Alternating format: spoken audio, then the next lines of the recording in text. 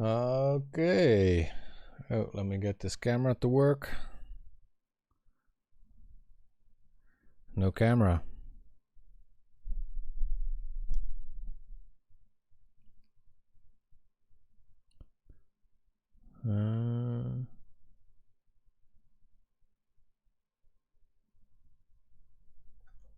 Let's get this thing here.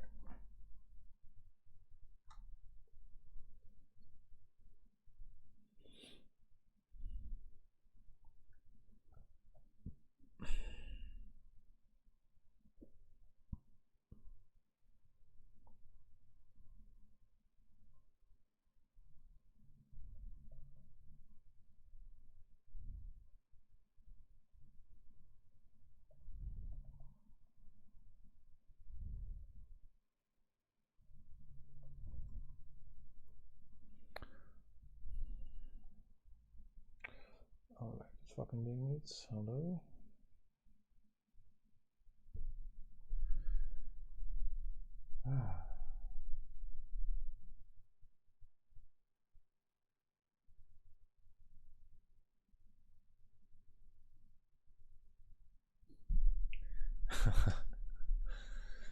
All right, so I'm still trying to get this camera to work.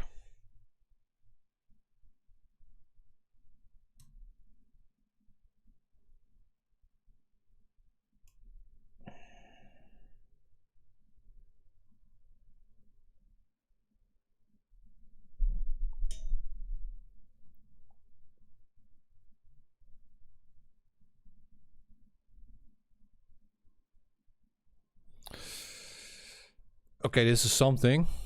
The other camera is not working.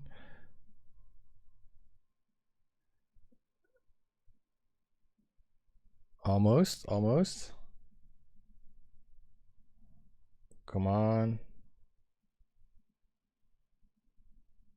Yeah, maybe I should have done this before I started the stream. Sorry about that. You know what? Let me put some music up in the background.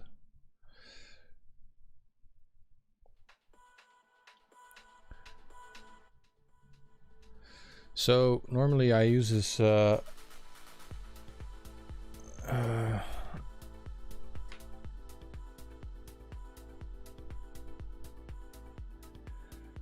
I'll start with the new feedback in a second, guys. So what happened was the computer crashed, and then it decided when I was starting back up that it needed an update. So it started updating without my permission. Anyway, we're back. Now I'm trying to get the camera to work. I don't know why it's not working. I guess we don't really need it though.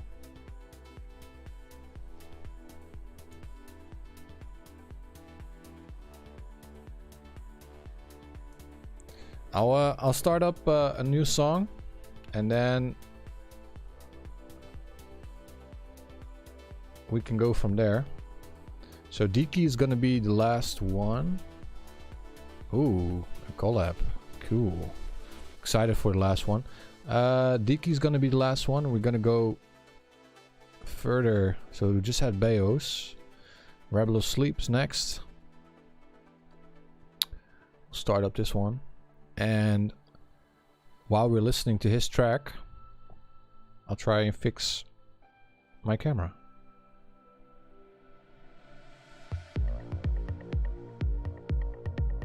Curious to this one.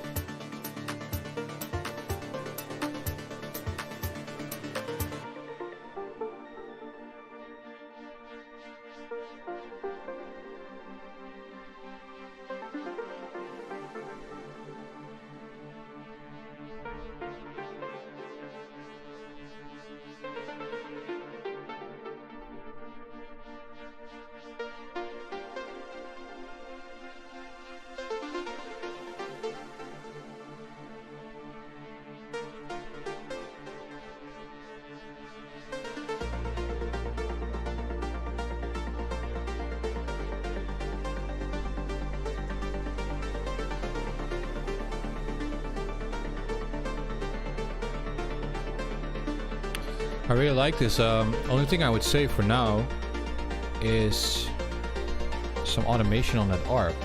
Would be nice.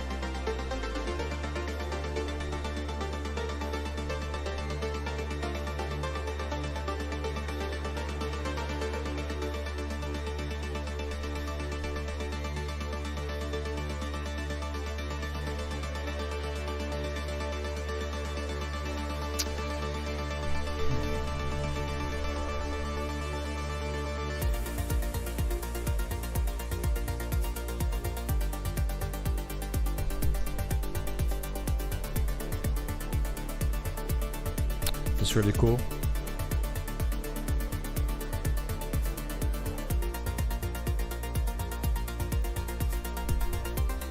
Low ends also mixed really nicely.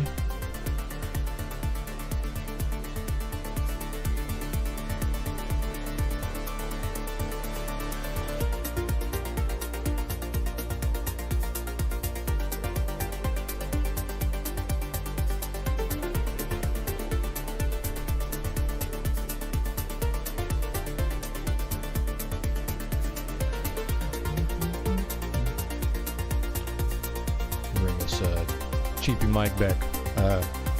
Cam.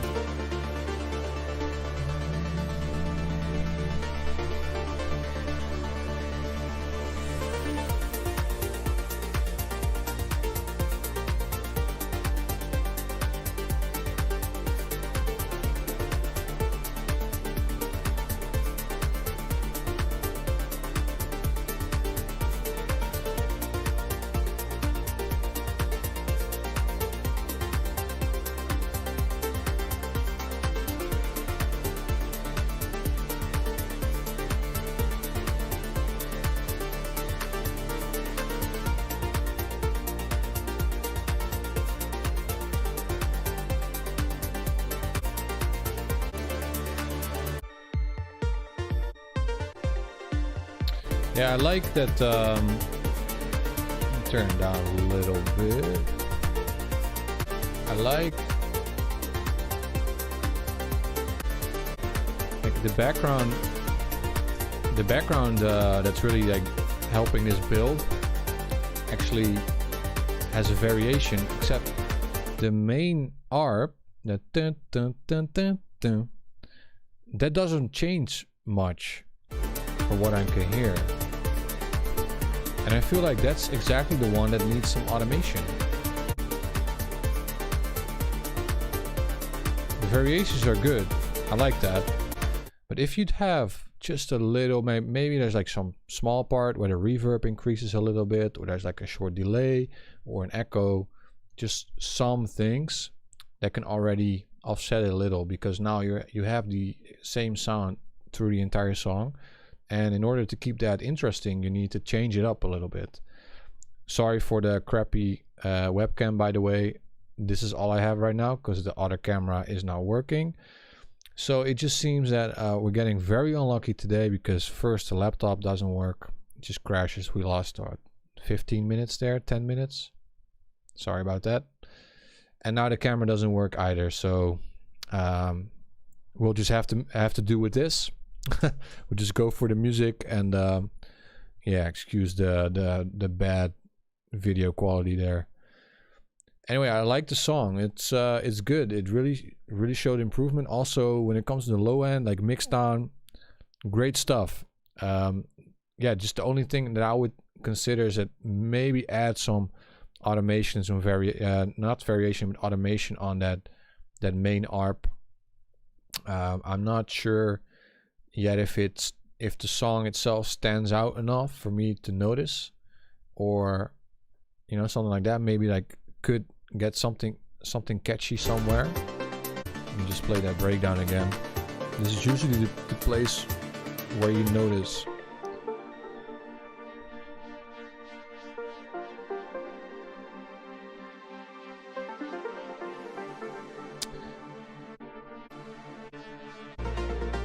Yeah, so what I feel like, for example, here you have this nice breakdown, right? Cool down moment. Everyone's like, okay, let's chill down a little bit. This is a nice place to introduce something else, or to to add some variation, but instead it just slowly builds that ARP again, which we've been hearing for 2.5 minutes now. So I think here is where you can really introduce some sort of a hook. I can't really tell you how to do it, but I think if you want to have your song stand out, this is the part where you can do it. If you can come up with some variation or something that complements that lead, that ARP lead. It can be something that comes back not so often, just sometimes, like a little catchy riff or something. But something that complements that ARP would be really cool to have here, and this would be the perfect place to introduce it, to get out of that loop, to basically reset it, because the entire first thing you've been listening to that. So for this part, you've been listening to that ARP, it's getting stuck in your head, but the thing is, nowhere in the track do you get a break from that sound. So the break from that sound would give you the opportunity as a listener to want that, to hear that sound again. So I'm getting used to that sound, starting to catch on. You're starting to create that little earworm that you want, right? But nowhere in the track do you leave any space. There's no push-pull. So you're not taking that ARP away from the listener to give us the chance to like, oh, I want to hear that sound again, because it just continues.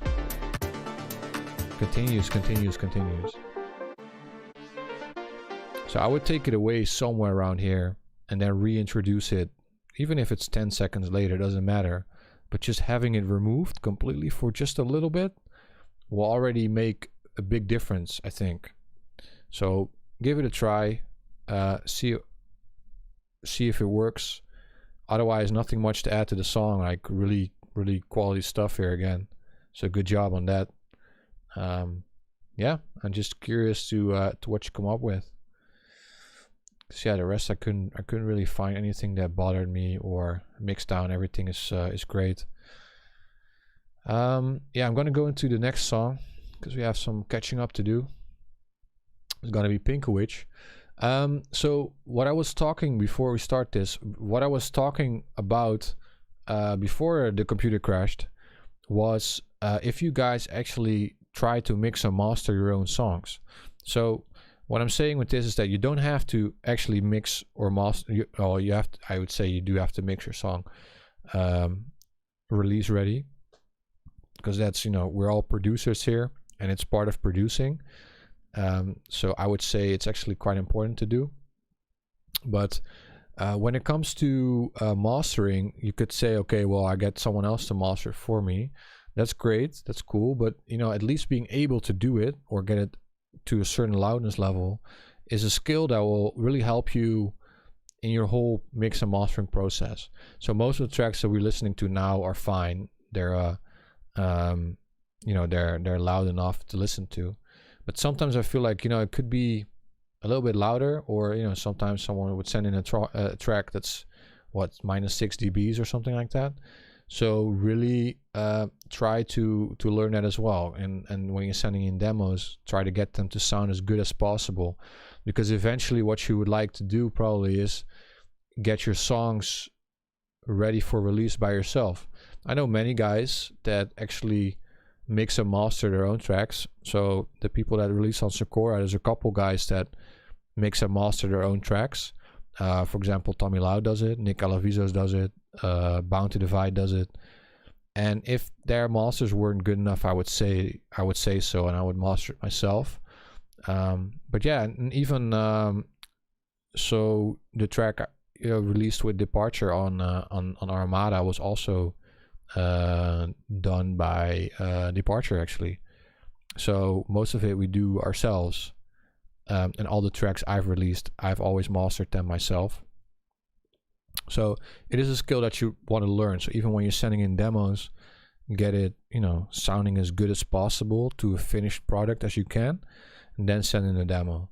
I think you'll, it's a nice little training tool for yourself, because eventually you probably want to release stuff that you've mastered yourself if you can, you know. And then if you want to get it to sound that extra crispy and, you know, get a mastering engineer on it, go ahead. But at least you know how to do it yourself, so when they don't do a good job, you can actually point out what needs to be done differently. So yeah.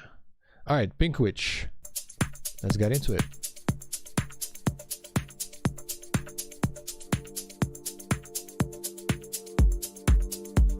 Collaboration. All right, sweet. Another collab. That's good to see that you guys are connecting with each other, you know, and working on some stuff together.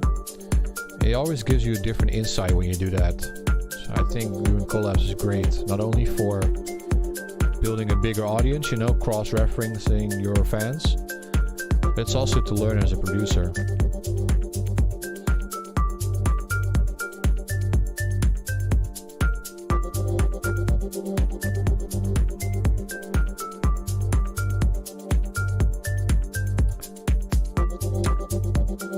So that little plucky sound.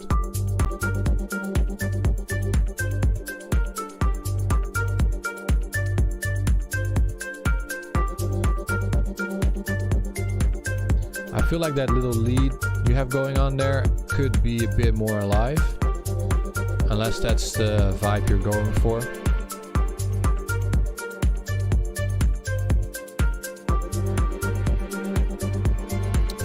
I think we cut out there for a little second, but I'll just repeat what I just said, you know. The rest, kick is solid. I'm also curious, so I'll just keep this playing in the background. I bought the Kick 2 plugin. I'm still listening to the song, don't worry. I bought the Kick 2, and I'm just curious how many guys of you, maybe we should start a poll. I think I'll start a poll actually after the stream. I'm just curious who makes their own kicks with stuff like, you know, Kick 2 or that other plugin that Disclosure also uses. I don't know, it's like some smaller version of Kick 2, I'd say. And then versus just grabbing a kick from a sample pack or whatever, or maybe steal a kick from a different track, and layering kicks. I'm also curious who actually layers kicks.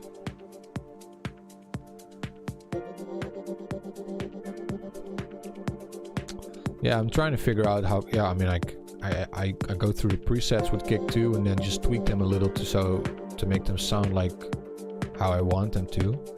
I'm just curious, because that's for me always been the most annoying thing. You're scrolling through preset packs and they all sound terrible, and then you're just hoping for that one kick that comes close to what you want it to sound, which it obviously never does. And then you just have to settle for it. And then I tend to layer kicks then to get it to sounding how I want it to sound. But I feel like with something like Kick 2, you could just tweak them to make it sound like you want it to sound. And once you have a good kick, you can just export the kick and you have a good kick for always. So yeah.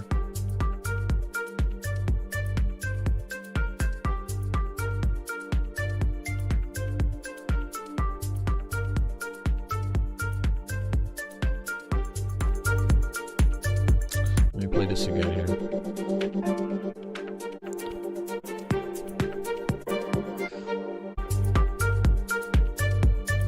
So that low end is really good. It's quite groovy, but I feel like the synths and sounds that you've used, they feel very static and robotic, you know, and it needs a bit more life to it. So maybe change the notes around, play it differently a little bit, because right now it just feels like it feels very, I don't know, I'm a robot. So maybe try to bring some life into the tune. I think that'll make it nicer. Play around with the timing of the notes a little bit. Place them around, maybe the velocities as well. Yeah. So again, like if this is what you're going for, then job well done. If that's your goal. But I'm thinking you probably don't want to. you want them to be a bit more alive. So yeah, just play around with the timing of some of the notes, because I think it's because the timing, all the notes are very similarly timed after one another, so it feels very static. So if you change the time in between notes a little bit more, and have some of the notes a bit more off the grid or stuff like that, it'll probably make a world of difference. The rest, mix down wise, sounds good. There's nothing weird I hear. It sounds very smooth actually. So I think the humanizing and that touch is the only thing I could really think of when I hear this. Maybe arrangement, because right now it just feels like beats all the time almost. So it gets repetitive quite quickly. So that's something you want to watch out for when it gets too repetitive. That you want to make more automations in either the drums or some of the background sounds. Have some filter going up and down, and automate a reverb or a delay or something like that to keep it interesting. But yeah, that's always the hardest part in this kind of music. So try to watch out with that, so you don't just copy and paste over a beat for a couple minutes. Actually change most of the parameters so they at least change a little bit, or have some randomizers in there. You can put a randomizer on your filter, you can put a randomizer on your velocity of for example a hat or something like that. That'll already make it more interesting. And it's weird because you can't directly hear it unless you really focus on it, and it's even then, but it's something that you feel unconsciously, that it just humanizes your song. So yeah, I think that's the only feedback I have for this one, honestly. And then I'm gonna have to go back to, let me just turn on this advertisement here. I'm just gonna continue with the next one because we don't have that much time. An example of a randomizer. Okay, production time. A randomizer. So let's say, let's grab this for example. Is it a 7 drum rack or 6? Clap shaker. Claps plus, whoa, stop. Claps plus shaker. Let's see if this works. Okay, this is a bad standard loop, but hang in there with me. I think you guys can hear this. Yeah, you can. Okay. Okay, so let's say this is turn it up a little. It's just a loop, right? And then you can add randomizers to, let's say you put a filter on there, and put LFO, and here's your randomized LFO.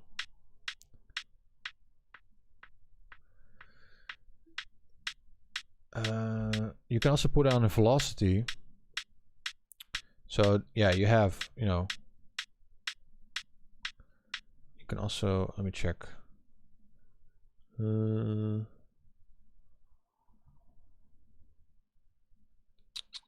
is a filter?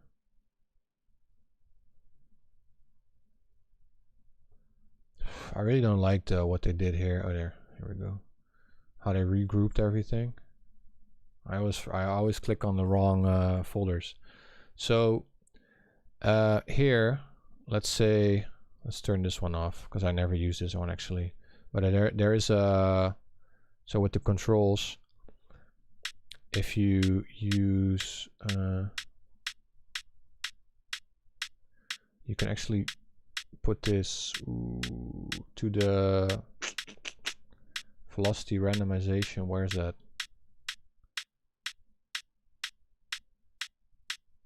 Yeah, these kind of things, right? So these parameters, Let's use this filter, for example. I mean, this is not the best example, right? But here you can use LFO and you can just put this on random. And let me exaggerate that. So right now it's just panning left and right, opening that filter.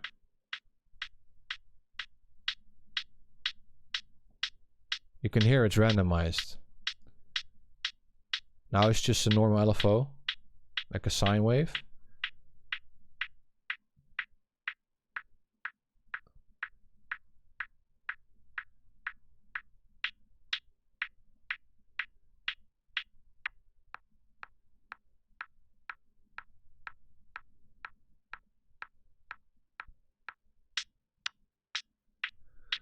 So now you can hear that everything is just randomly changing all the time. I mean, this is exaggerated.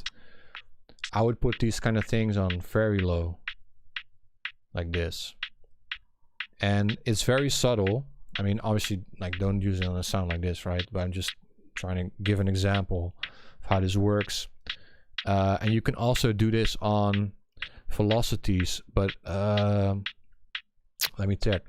So I think it's, I believe it's this one. You have the LFO, and here you can add it to, for example, the pitch. So this sounds weird, right? But if you add this to your volume,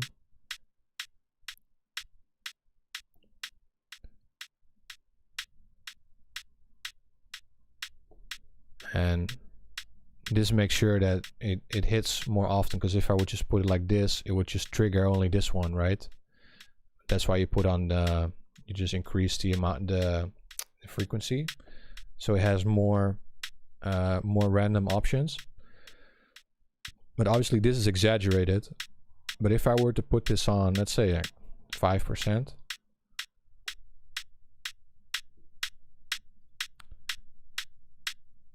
it's very subtle, but every hit is different. The volume is just like ducking a little bit. And this, you can obviously put this on the pan as well, so it just goes left and right randomly, and on the pitch, but like I wouldn't do it on pitch. So yeah, it's a nice little trick. You can, I mean, you can use a sine wave, but if you use a sine wave, then it's not exactly randomized, because it goes, you know, it goes in that sine wave. If you put it on the randomizer, then you know it's always random, but make sure that you turn this up. Or you can probably do like nodes as well to make sure everything is randomized. But I usually just increase the amount of hertz. So yeah, if you do this more often on hats and stuff, I mean, you can also in your MIDI clips, you can also change this, right? As you can see, I already have velocity changes in my MIDI clips, like very subtle ones. But yeah, you can do it here and then increase the MIDI clip, make it longer, or you can just add it here.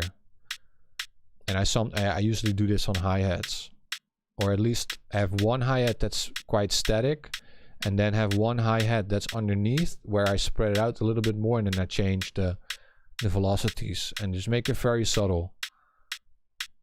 Yeah, enough of that. Now you know how to do randomizations. And then, oh yeah, that's the last one I wanted to show you. I think it's a Max for Life Humanizer. Yeah, this one. So if you're using pianos or something like that, what this does is, let's say you have chords right in between, or your MIDI clip, right? So let's say this is a piano or whatever. Then if you do a random delay, this delays the notes. So normally on 0 delay, and you have everything on the grid perfectly, if you, let's say, do 10 seconds, then it randomizes the notes between perfectly on the grid and anywhere between 0 and 10 millisecond delay. And it's very, very subtle, but if you do this, it will make the hitting of the notes imperfect, which is quite quite obvious when you're a piano player. Even the best piano player in the world will never strike the notes at the exact same time. It will always be different. So if you want to do a quick fix and you don't want to, you know, go into your MIDI files and drag everything around and randomize it that way, you can use the Max Humanizer. It's like an easy tool. I think there's multiple ones. I think there's also a velocity. So this is like a velocity. It's not really a randomizer, or it is actually. There is a randomizer in there, but what this does is so if you have a piano, if you put this on a piano, it will sound completely different. Actually, let me put these two on a piano. So turn into do I have a MIDI pad here? What's this? Okay, this will do. I don't even know why I still have this in. It's like from an old remix that I did. It's still in here. Okay, let me.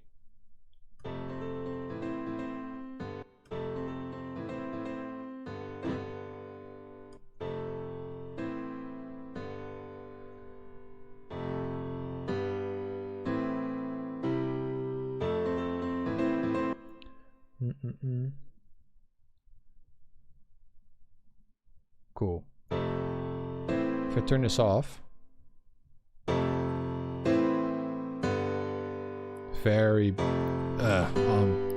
know. So now I make sure that everything is on the grid now, right?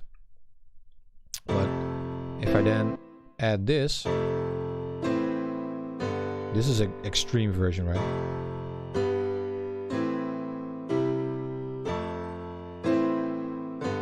So you can already hear the notes it sounds different. I'd put this probably around, you know, something like 14 or 12. It already makes it sound different. This is...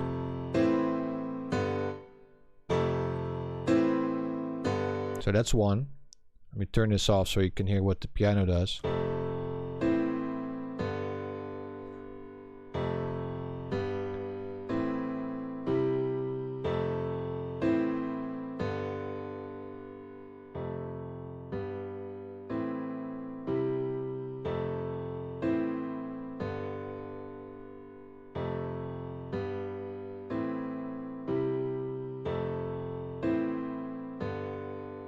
It just basically softens up the hits on a piano. So the computer here cannot determine how you're playing this instrument. But if you play an actual piano, there's a difference between hitting the notes like, you know, hard, hitting it hard on the keys, or just softly brushing over the keys. There's a big difference. And with a plugin like this, like the Velocity plugin, you can actually change how it sounds.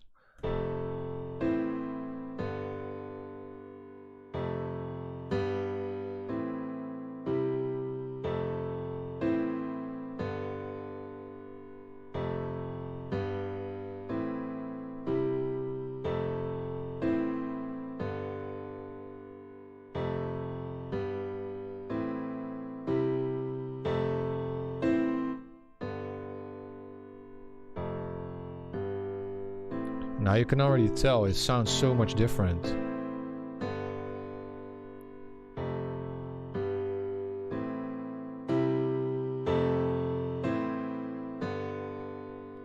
Let's put it like 100. And for comparison, let's put these also on 100. Because otherwise it just sounds like you're hammering the piano.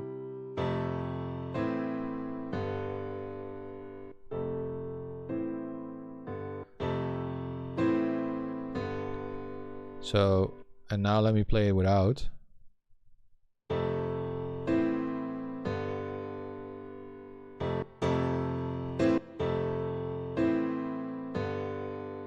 It's very, yeah. This is 10. with the randomizer and everything. And then also what I would also do is add a sustain pedal. Let me check if it actually is. Oh no, I think you have to add that into the MIDI clip itself. But yeah, anyway, I didn't want to dive into production, but I did want to show you how you can randomize and humanize some of these elements. So I hope it was clear enough, because I wasn't expecting to explain this stuff, but yeah, I hope it helps. Cool. Next up, JPB music.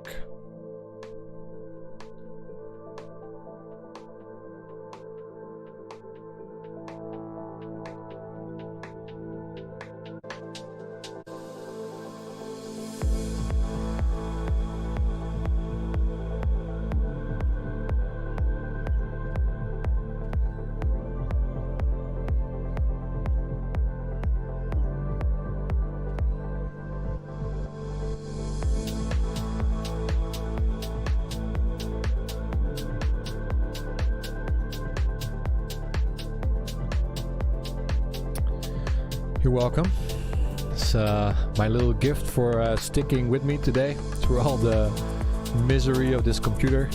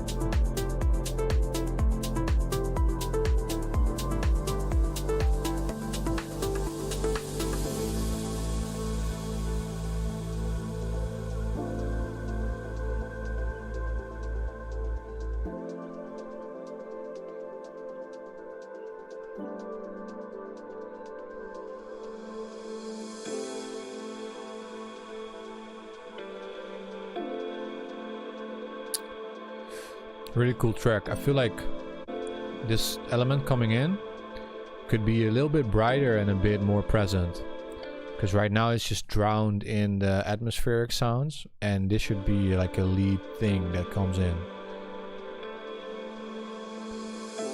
So, you know, add some clarity, add some saturation, maybe volume a little bit higher.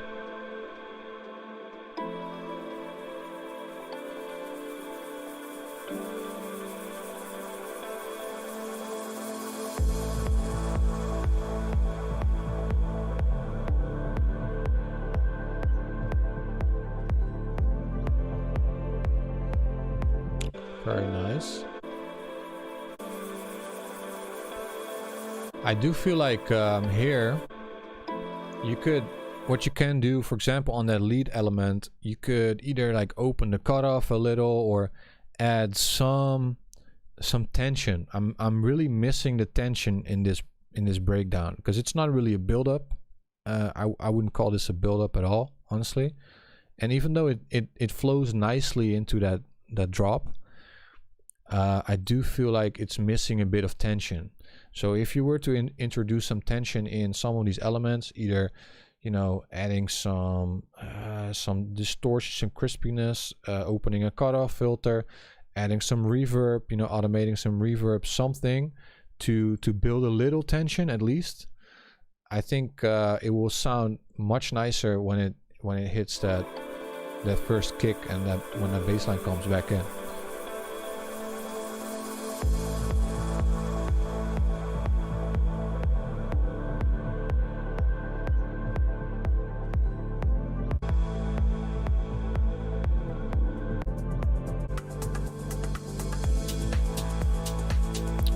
Drums are also nice. Very yeah, just, you know, they do their job, very chill, not over the top or anything. I like that.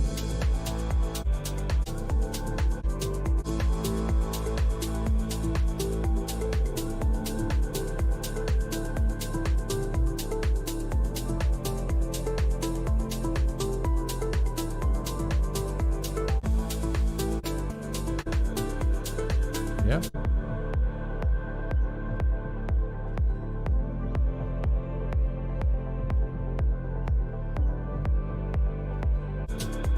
Yeah, there's nothing much I could add really, because the mix down everything is good.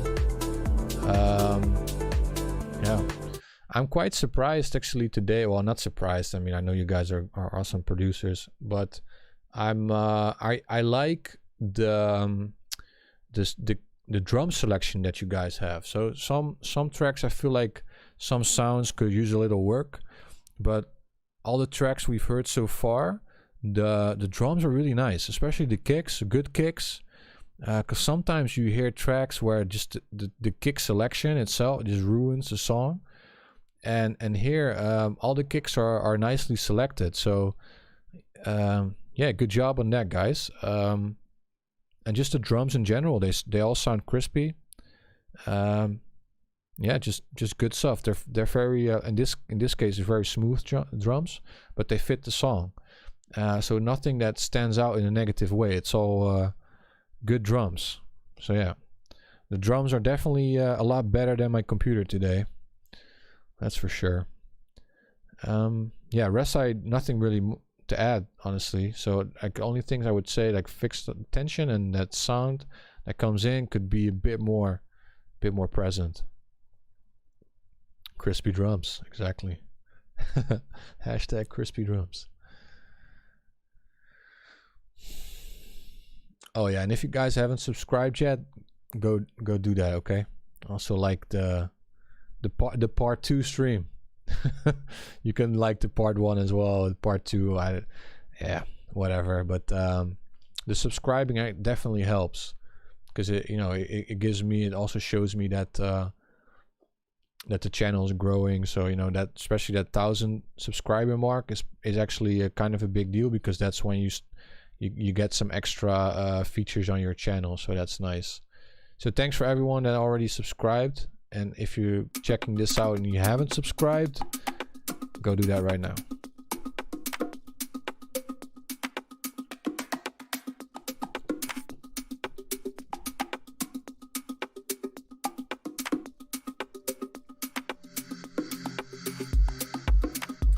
The thing is, like, every time I hear a track from Dummy Splash, the first thing that happens is I start grooving.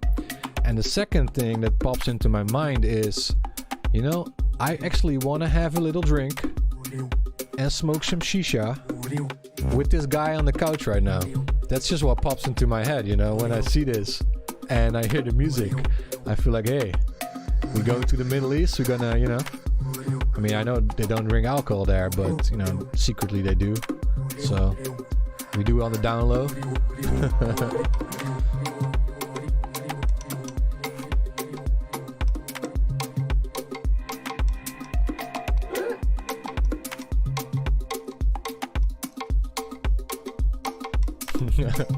Exactly.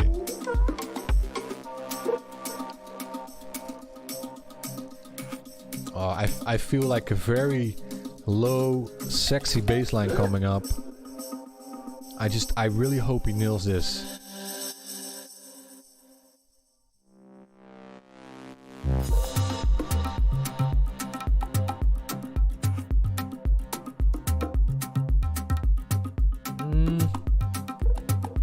I like it, but it was not what I was expecting. I was really feeling like this, just like low sine wave bass line. But this is also really cool, because here you actually use the drums as a bass line, like these toms.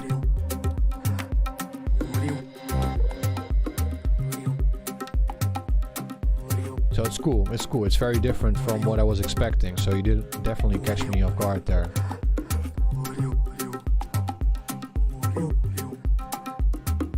And what I yeah, you could, I mean, you can try, or you can experiment. So what I was thinking, when I hear it, when I go from this, what I'm hearing is like doo doo doo doo, and then like this low filtered sine wave with some distortion on top.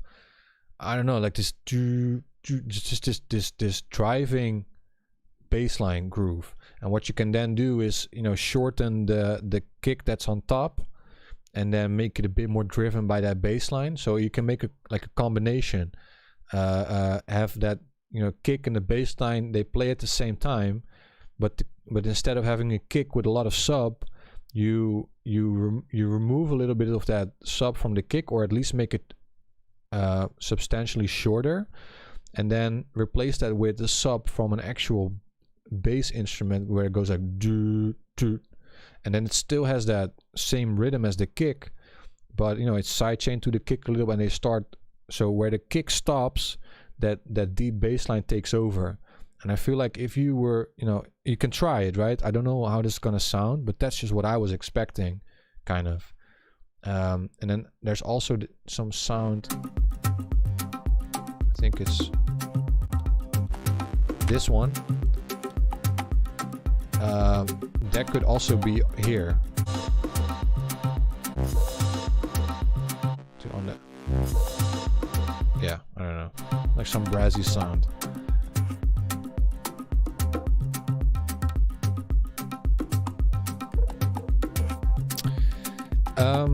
Yeah, honestly, you can do it with any synthesizer. You don't really need Diva for that. Diva sounds nice, that's why it's such a good plugin. But yeah, you could probably make the same sound with something like Serum or even Vital, which is free, right? But definitely Diva probably sounds better for those kind of sounds, but you can use any kind of synth for it, really.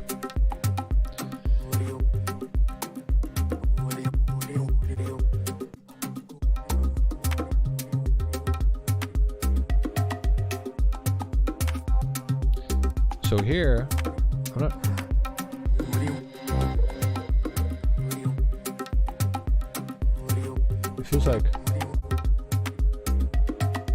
It feels like here you're introducing a bass that's not here.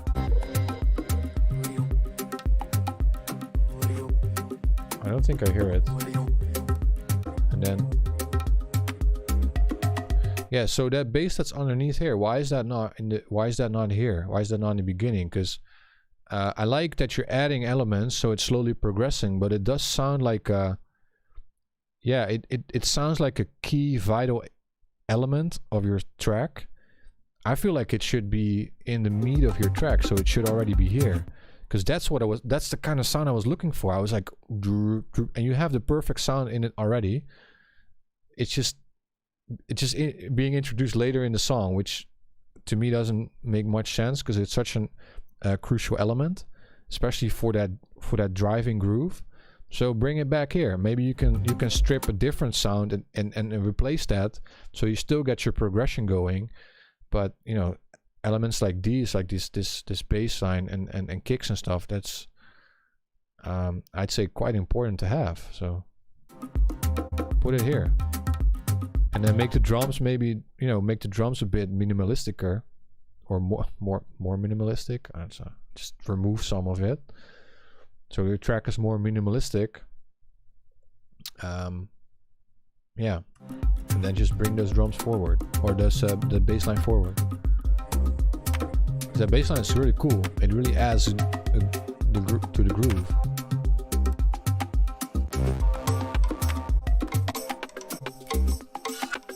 Just skipping through it a little bit there. You could have some Arabic vocals around here, you know. That'd be really cool.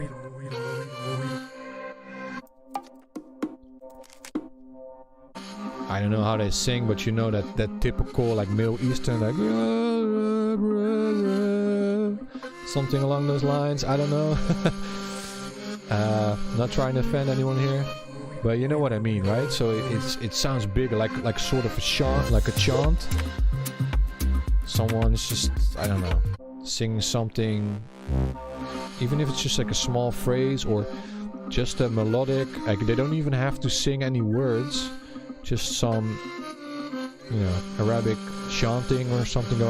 I mean, there's probably plugins for that do that, whether it's Omnisphere or what's that contact library, you know, with from Exhale, from Output Exhale, you know, that one.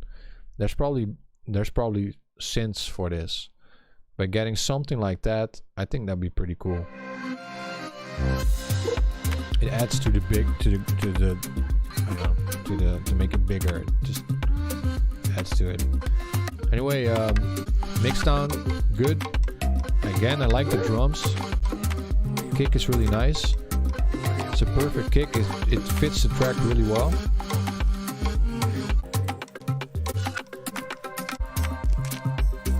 I mean, you could probably just go on Splice or something similar, or Loop Cloud or Splice, whatever you use.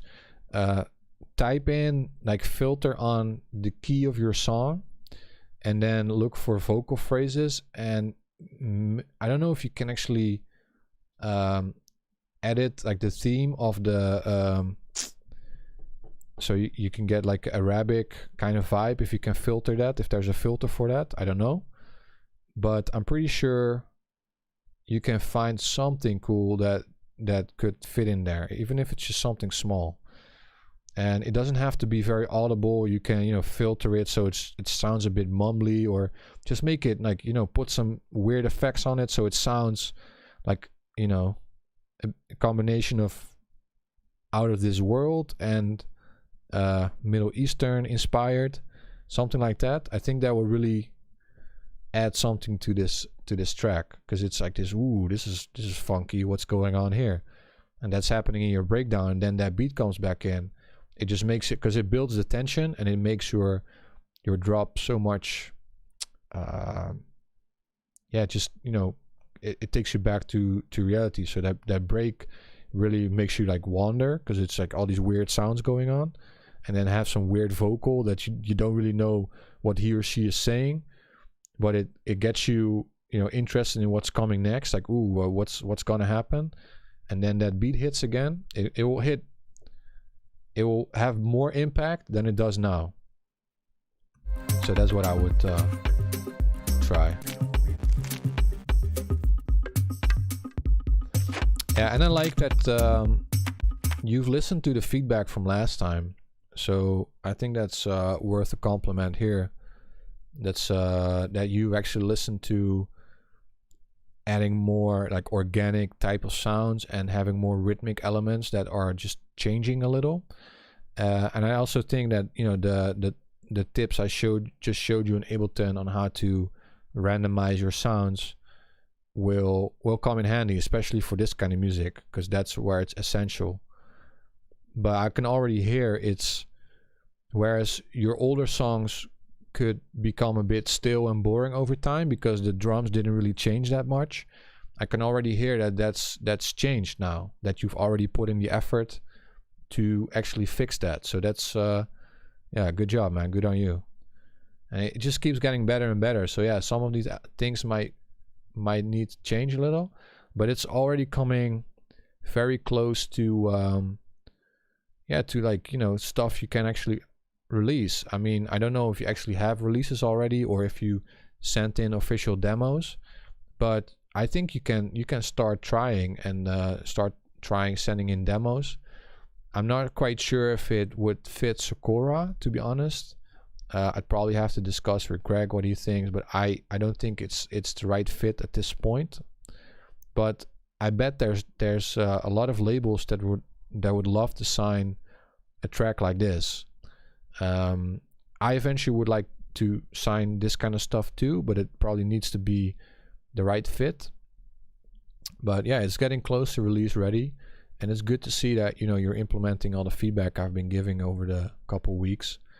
So yeah, just keep going, and see where it takes you, man. Like some of it you could actually when it's like finished, could probably put it on public, see where it goes, you know, send out a couple demos here and there and see what labels are saying.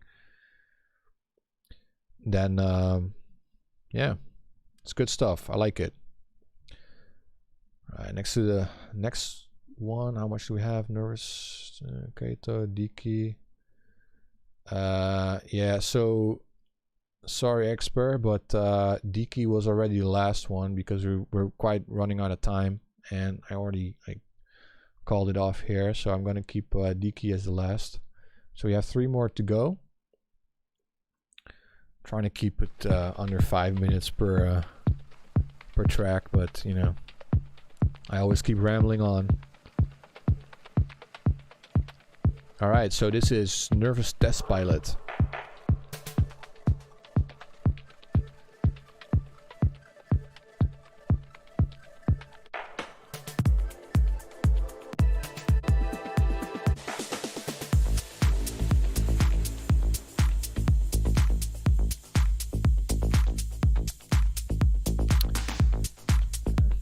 Yeah, just save your track for next feedback session. So what I usually do is when tracks are posted and we start, I give it a couple minutes, you know, like half an hour maybe, for new tracks to be posted. And especially because now we already lost like 15 or 20 minutes. Turn this off a little bit. Because we already lost so much time, then just kind of running out of time here. So just save it for next week and post it a bit sooner. Then you're good. So don't worry about it. You'll get your feedback.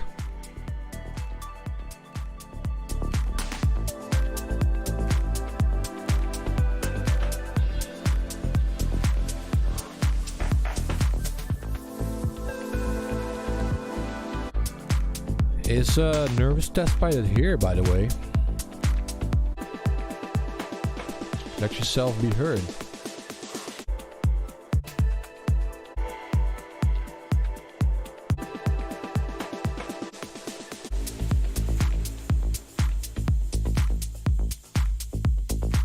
I really like this bass line. It's very clean,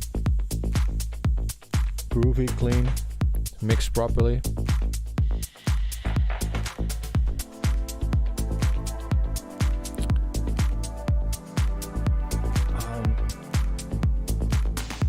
I do feel like maybe, I don't know, there's a lot of punch on this kick, so I'm not sure if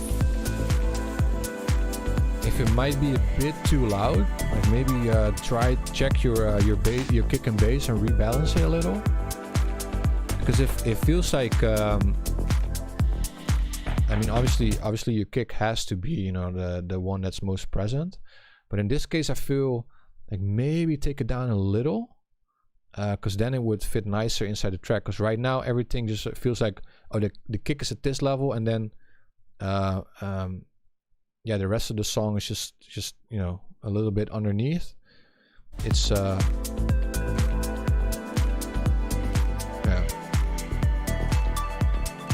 I know. Could also be because we just listened to some other tracks that didn't have a very punchy kick, and this one really punches through. But it's definitely present.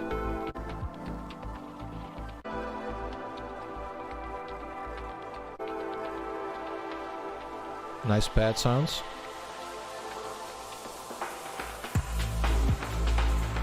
Alright, the break beats. Greg will like this.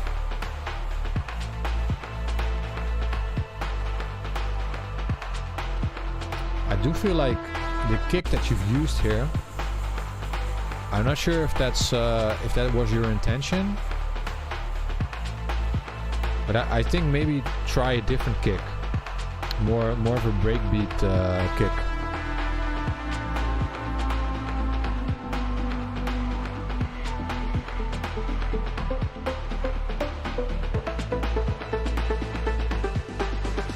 Like you know, like a bit more mid-range, like lo-fi kind of stuff.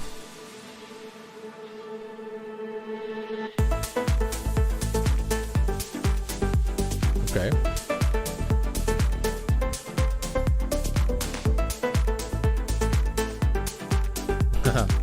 Okay, so for those who don't know, Greg is on the SEKORA account right now. Listen to him. When it comes to breakbeats, he's the guy.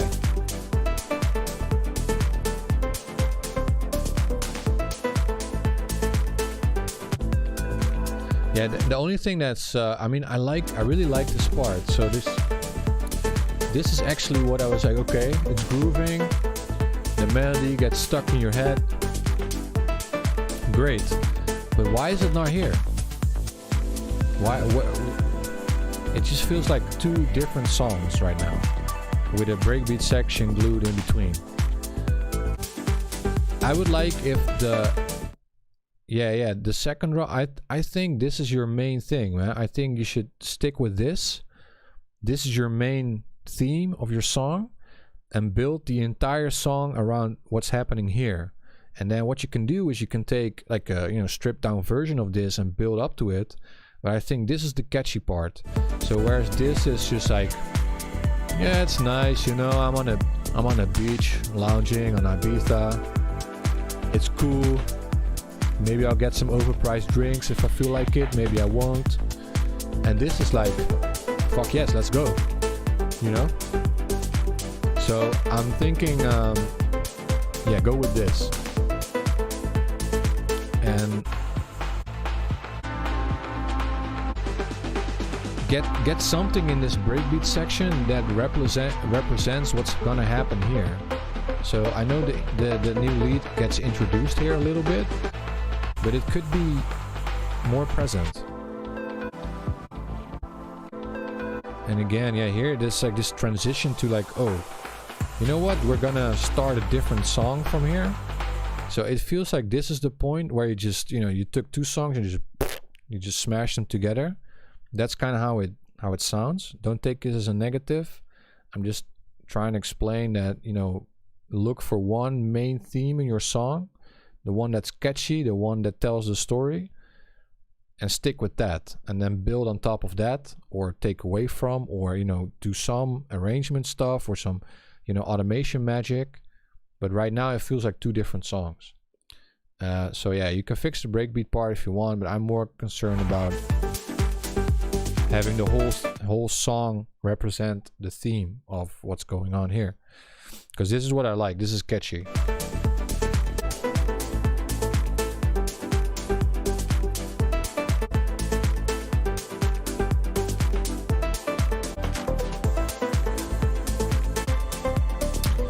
It's definitely a surprise factor, that's for sure. But it should be the main theme of your song, like throughout the track. And you can build some variations in between, to take it out of the routine. So maybe have like a bridge section where it just, grooves into just one note, like tin tin tin tin tin tin tin tin tin tin tin.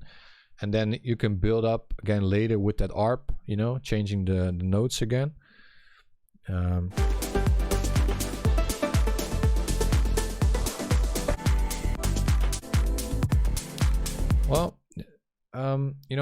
not trying to get into a discussion with you here. What I'm trying to say is that I'm not per se against contrast or stuff changing or alternations, but what I'm saying is that the second part of your song just has a completely different feel to the first part of your song, and the two themes, the two main elements of the songs, are completely different.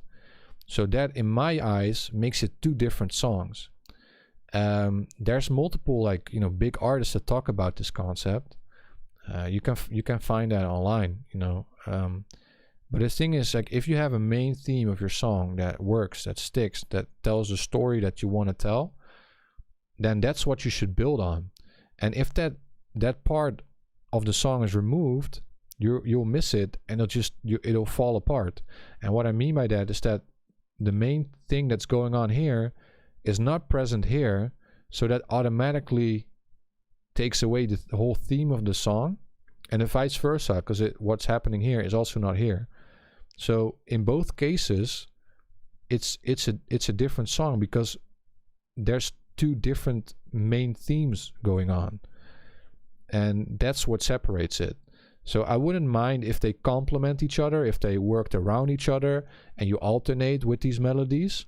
Then it makes sense, because then it's, you know, then they work together, then it's the theme of the song. But that's not what's happening right now. So don't take it as a negative, because it's a cool track. I just feel like you have two songs here that could both be songs of their own. If you take this and you build on this and build a second section that represents what's happening here, but with some added elements added on top of what's going on here, onto the main thing, you have one song. Take the same thing here, build something in front of that with a different little break, something that builds towards this big thing, big climax. You have another song, and then you have two songs that are so similar they could be a great EP, for example. So that's what I'm trying to get you to think about when you write your songs like this. Yeah, so, you know, take it for what it is. I like them both, but I like the second one more. That's a lot more catchy, and I think most people will agree when they hear this. But, you know, that's just my honest opinion. Rest, mixed down, great. That bass line is just crispy, on point. Drums as well. Nothing much to add there, so good stuff. All right, to the next one. We have Kato with Chrysalide. How do you pronounce that?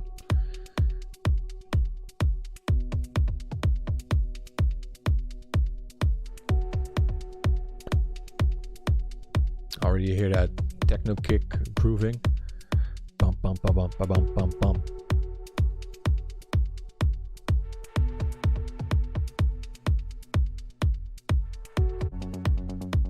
Ooh.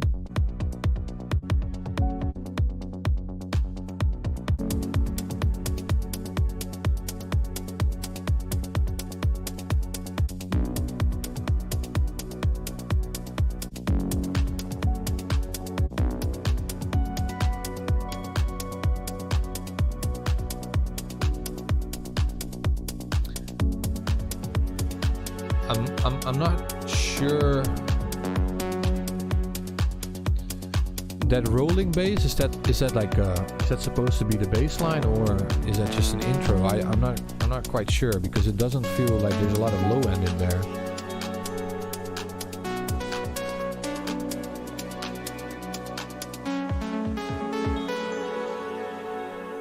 Amazing sounds. Very melodic techno.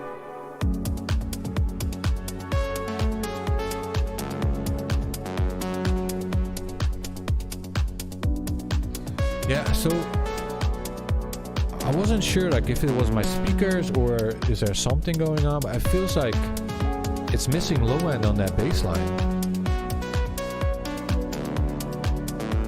Yeah, I think it's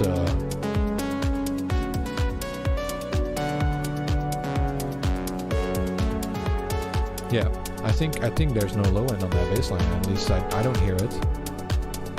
Don't feel it either.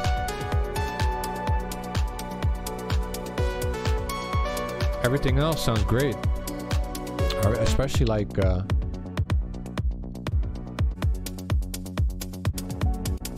this piano is like very emotional, very subtle.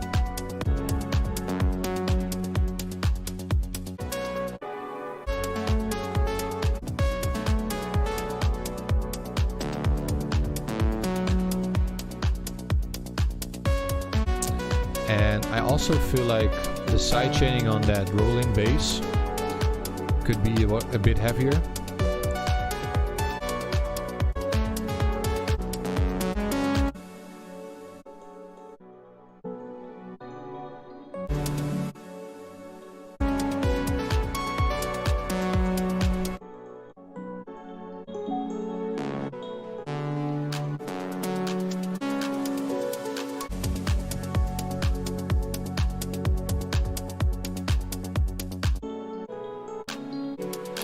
Yeah, so what I'm missing in this breakdown, it's a nice breakdown, but I feel like there's no real transition going on. So we got this like, you know, lots of elements happening, and then all of a sudden it's like just a simple downlifter and nothing.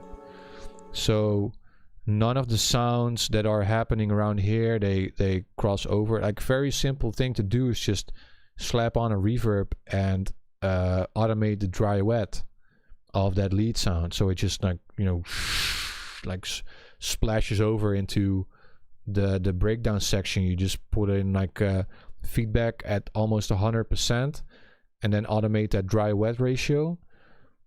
Yeah, and then you get a custom effect that actually glues these parts together, because right now it's just like, oh, it's just a downlifter and that's it. And then it just goes into something else that isn't very related to what's happening here. What's also nice, if you have like a bridge part where some of the drums keep playing until it hits like the super quiet part of a breakdown, because the contrast in here is so strong, it just catches you by surprise. If you were, I think what you need to imagine when you're making this is like, what is the experience that you're getting when you're at a festival or standing in a nightclub or a club or something like that in general. Would you like this breakdown, this transition? So that's something you need to keep in mind. I know we're all producers and we're making music at home in the comforts of our home, but that's why it's so important to have your imagination tell you, okay, what is the end goal here? Who do I want to have? So wow, who do I want to have? Okay, who do I want to listening to this song, and where do I want people to listen to this song? Where are they going to hear this? And then adjust that, or maybe like yourself, imagine, okay, I know it's been a long time, but imagine you're at a festival, you're at a club or something like that, and you're thinking, I hear this amazing song, what do I want to happen next? How will this song keep me engaged? How will it keep me wanting for more and building tension, so I can like really live up to that moment when that drop is coming in again? That's what I want you to imagine. You know, what I like to do, for example, when I'm missing that kind of inspiration. So, because the last time I went to a festival was with ADE. That was the yes, there was a festival where my friend Departure played, but there was also, you know, Mees Salome, Ben Beumer, Boris Brejcha, and that's when it really like hit me again, because, you know, we've been not going to clubs for so long and festivals. You really start to lose that edge where you're thinking, okay, I'm making music for a dance floor, and some of the songs that they played, then you really start to understand why they work so well in a crowd. And yeah, if you have had experience that's quite recent, just really think back to that experience. Just imagine yourself, you're standing there at that festival, which of the songs really stood out, what's the kind of vibe that you want to create in your tracks, that you really want to hear. If you don't have that, I can recommend just looking up some live streams.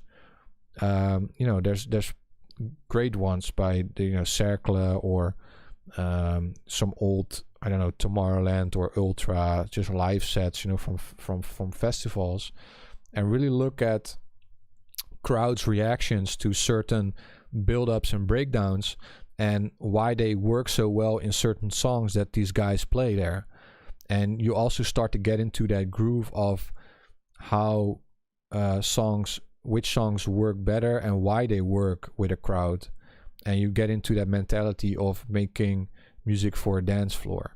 Now, I know that this song is also really nice for listening at home, and when you're listening at home, this would probably be fine, but I don't think this would make a lot of sense on a dance floor. So if you can make some sort of compromise there, I think you can probably nail it. Because if you make this part more dance floor friendly, the people listening at home are not gonna care, but the people that would eventually play your track or would listen to your track in a live setting, they will care and they will appreciate you taking the time to, you know, make this part more interesting. So try to keep that in mind when you're producing tracks or when you're just adjusting your productions, because sometimes you don't hear it the first time you make a song, and then you start to notice it when you take these things into consideration when you're reviewing your own tracks. And then you also start to notice like, oh yeah, of course, I need to open up cutoff filter right before that drop. I need to cut out some of the low end. I need to add some excitement. I need to build some tension, maybe add some reverb, and then take that all down just before that drop comes back. Because you have a couple of like techno, you know, lead or plucky elements that could be really cool just for a drop.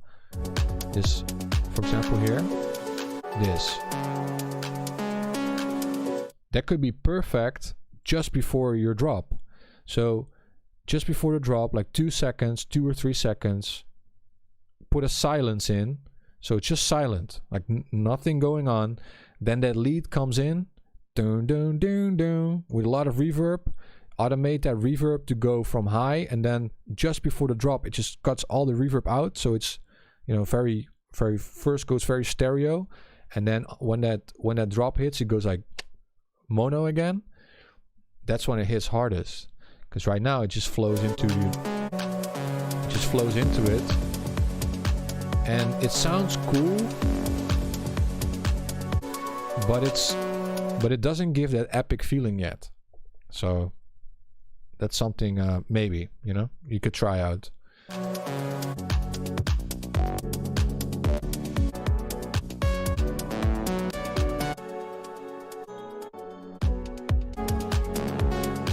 Yeah, the rest is good. No mixdown, it's all fine.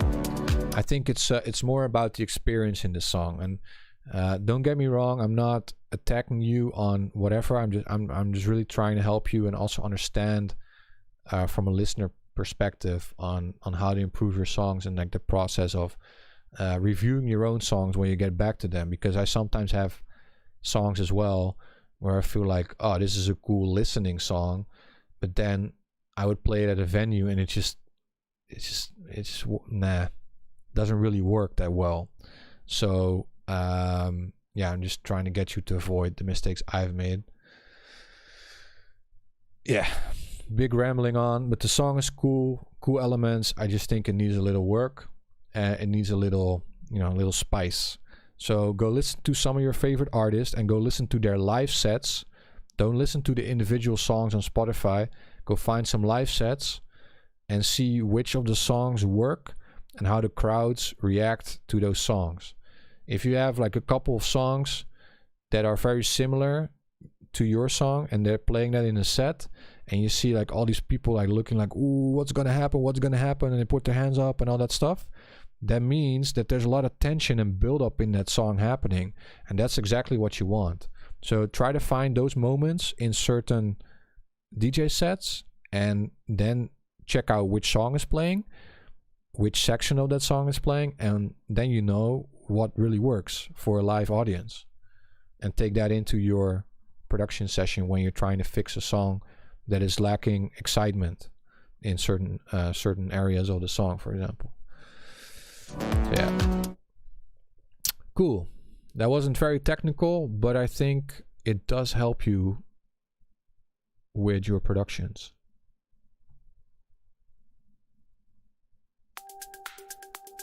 Okay.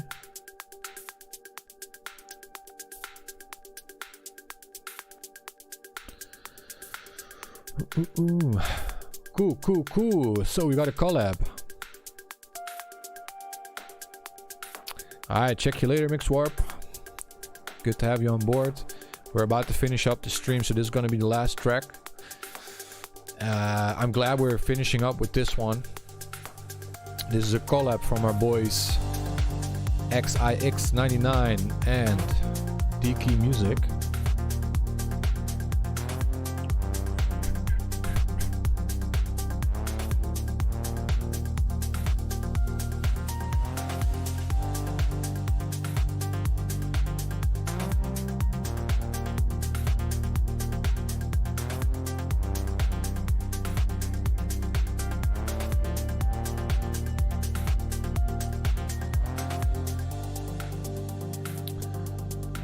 Okay, so I like where this is going. Apply bass, good stuff. What I do think though, with this bass line is it sounds good. That's not the issue, but the way it's played could be a bit more exciting.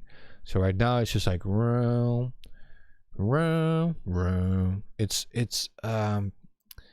It's quite static. It's not an excitement bass pattern. So shortening some of these, like having like a little I don't even know what it's called, but just having like a higher note that dun dun dun dun, something like that. So it just changes. So it's a bit less predictable. Right now it's just like round. It's not as exciting as it could be. It feels a bit too static. So try to play around with the timing of the notes a little, and instead of having everything hit on the beat, you could, play around with, I don't know, just moving that bass line just a little bit in front, or maybe a bit later. That's what I'm thinking with the bass right now.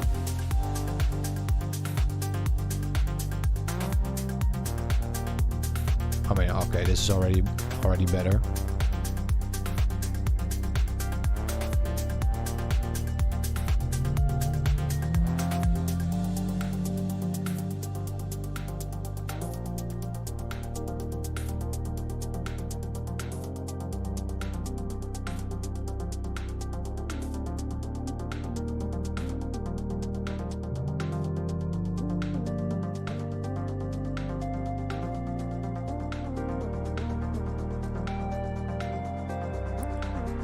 Welcome, Jensen, to the party.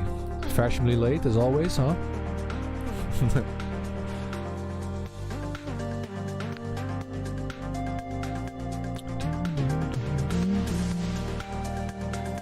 I really like these sounds. Good stuff, guys.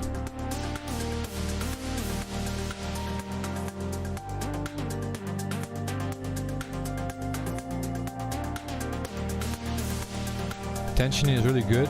It's building. Should be building a little bit more.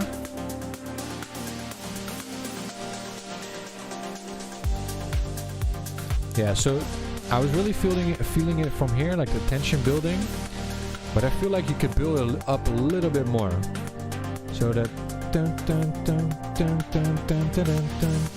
Open that cutoff, add some reverb, cut out that low end. Make it a bit bigger, make it a bit more stereo, a bit wider, and then come back. And then it will just, it will groove so much harder.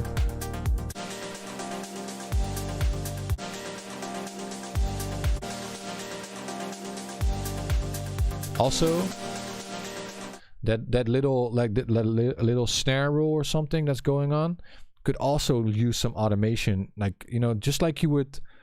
Imagine you're a DJ, you're playing with that filter, and you're just like, adding some delays. You're cutting that low end. You're adding a filter, just playing around like it's a DJ mixer going on, and then it would cut that right back just before that drop. So add some, to your bus, to your drum bus or something, or maybe even to your master chain. Add something that you can automate a little, and just before that drop. So, I mean, there's plugins for that, like Endless Smile, that has everything included if you want to be lazy. But you can also add individual elements to buses or tracks or even master, where you can play with that stuff. And then I feel like this would take the tension so much. Yeah, just takes it to another level, And then this drop will also hit harder when you do that. I mean, yeah, not per se hard, but you know what I mean. It will be a bigger contrast, so it will be when you're building up that tension and you release it, the impact will be much higher.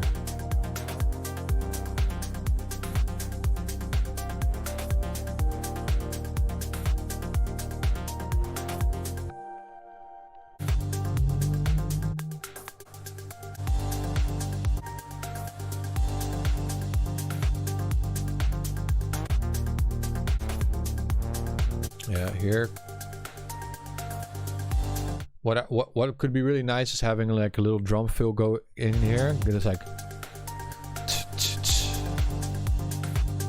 or have like a that little rim that you're hearing, like something to, you know. Yeah, I know. I mean, it doesn't sound finished yet. I know. I'm just giving you all the things I can hear right now. But yeah, drum fill here.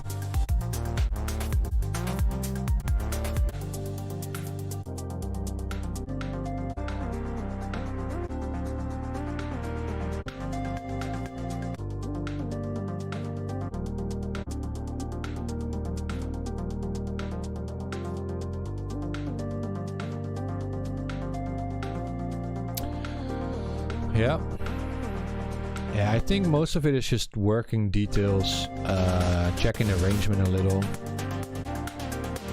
I really like this build up. That white noise thing going on is something that, yeah, that's something that you can definitely automate more in your build up, because that really builds tension.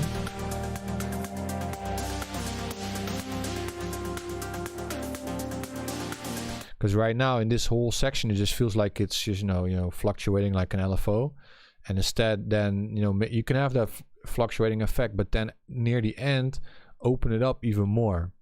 So there's a bit of a contrast. It starts on the low end, you know, lower, where it just fluctuates a little, opens up, goes down, opens up, goes down. But near the end, it should be more open, you know, have that low end filtered out. Add some reverb, add some sparkle, maybe some distortion, you know, or a bit crusher, I don't know, something that is automated, because then it builds more tension. And then when that climax hits, that's that release you want to get, you know, and then get that solid groove. Yeah, that's when you get the people excited, get the people dancing.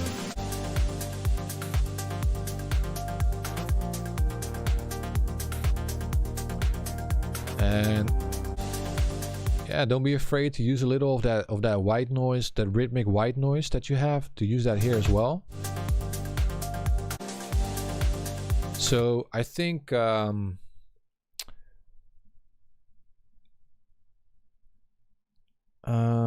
so I think what Rufus sold us. So Jules actually mentioned this in like Bound to Divide. He did I think a couple days ago, he uploaded a video where he tried to remake Underwater from Rufus Du Sol, and he showed a couple of these like rhythmic white noise elements that they use in their drop.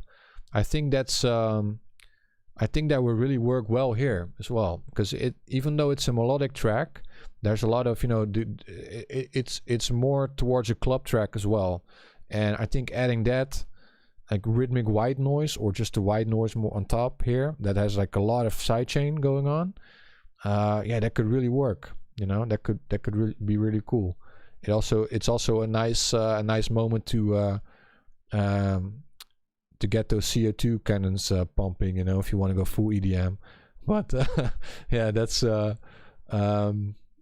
I think it would be a nice addition to get that. So like really work on the contrast that you guys have for these drops, especially in the beginning, a drum fill, and here really look at filtering out low end, building more tension to create a bigger contrast between, you know, tension and release.